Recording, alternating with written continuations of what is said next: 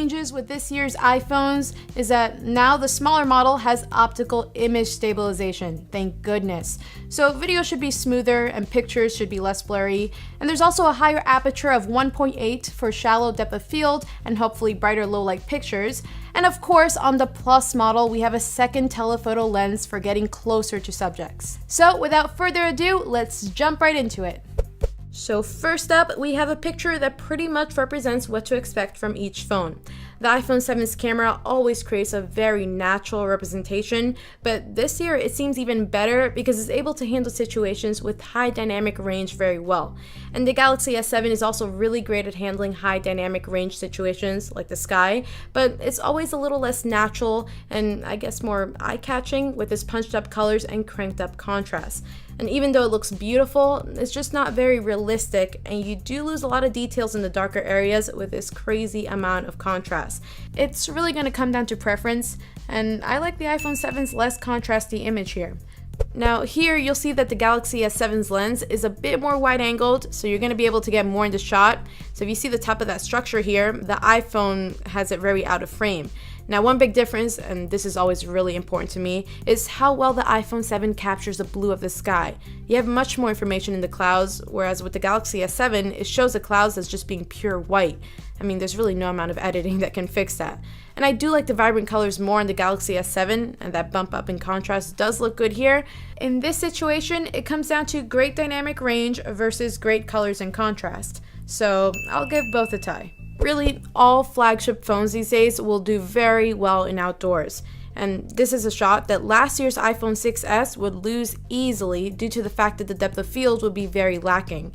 But this year, the iPhone 7 really competes with the S7 with very similar apertures, so we have a nice blur behind the subject, really emphasizing the flower on both.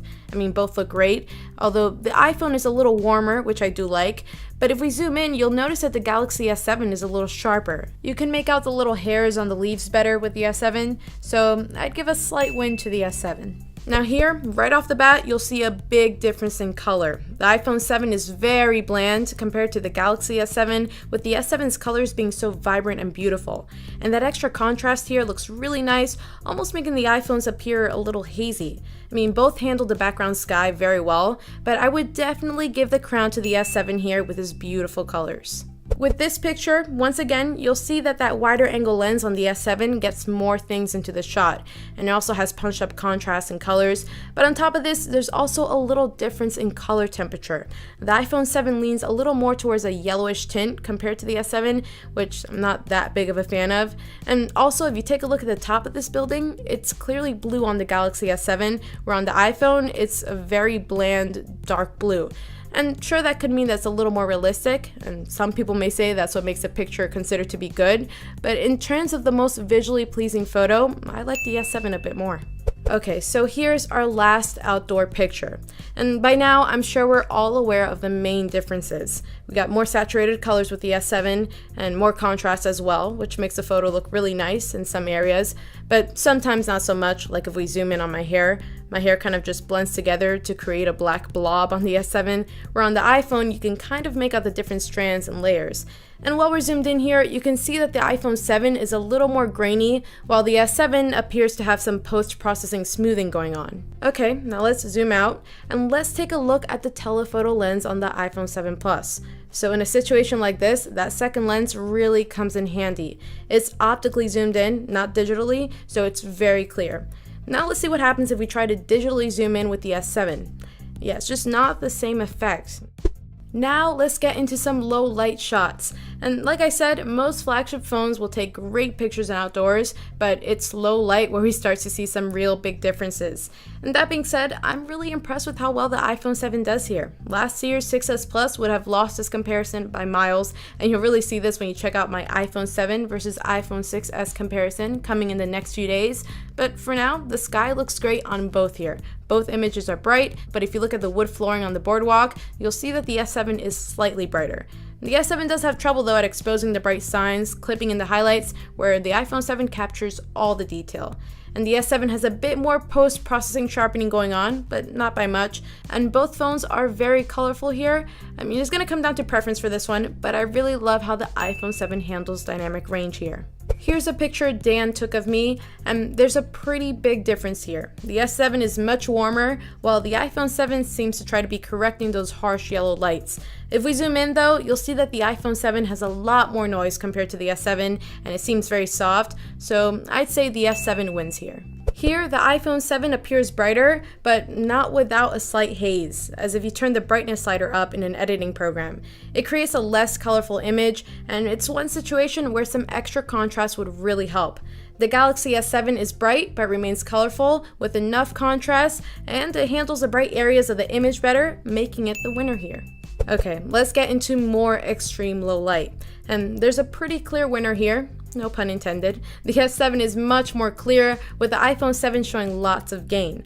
Mr. Krabs is looking pretty good in the S7's shot with his nice colors, and zooming in you can easily make out the division between his fingers, or I guess claws, where the iPhone 7 really loses this detail. The S7 wins by a lot here.